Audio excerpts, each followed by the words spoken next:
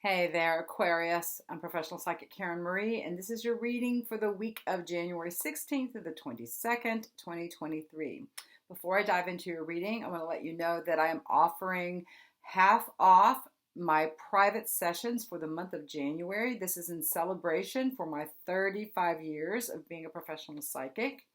If you're interested in a private session with me, which I conduct over Zoom or the telephone, make sure you send me an email or send me a message through my website. Both of those links are below.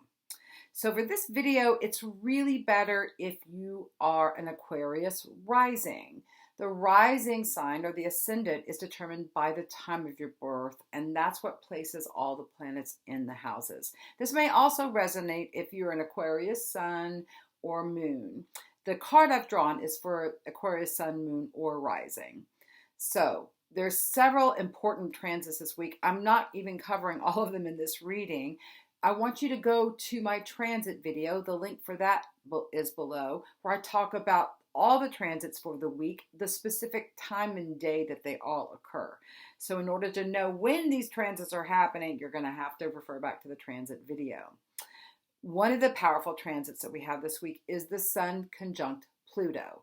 This happens once a year. A lot of astrologers call this the most intensive day of the year. Pluto is death and transformation, power and control. So Pluto has already been transforming your 12th house since 2008 when it first moved into that. 12th house is the house of the unconscious, the subconscious, it's past lives, it's institutions, right? So a power and control struggle here could show up with someone that you've had a past life connection with, right? And it goes deep.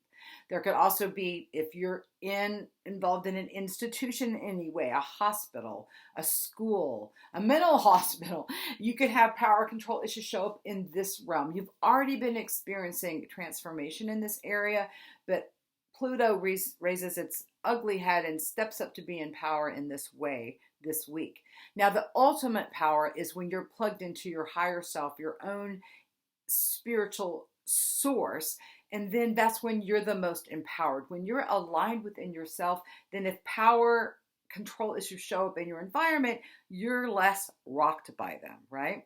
When they show up internally, as they will in the 12th house, this could be a power and control struggle within your fundamental darkness trying to gain power and pull you into addiction or something else, where your higher self goes, no, I just want to be healthy and whatever. So they could show up internally for you guys since it is in your 12th house.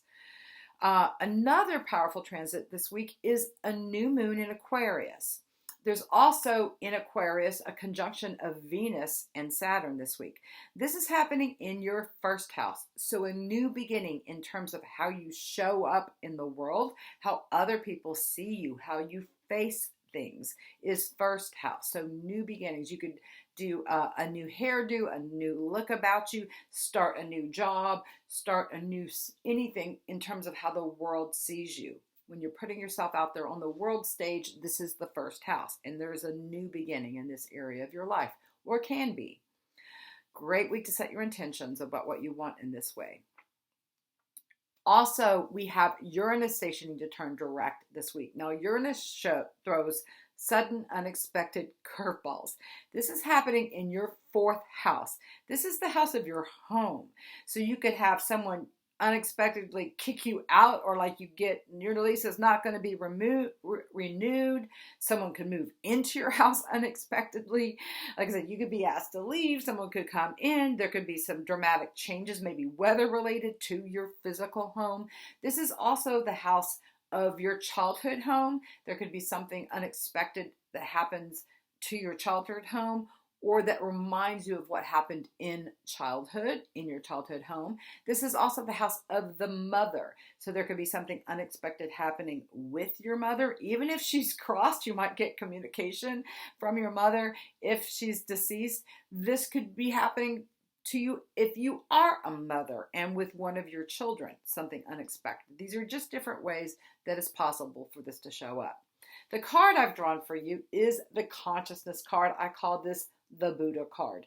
We all have a Buddha nature within. If you're a Christian, you can call that your Christ self, your divine self, your holy self, your higher self, whatever you want to call it. It's the part of you that's connected to your intuition, and it's the part of your soul that continues on after you put your ego and your body down.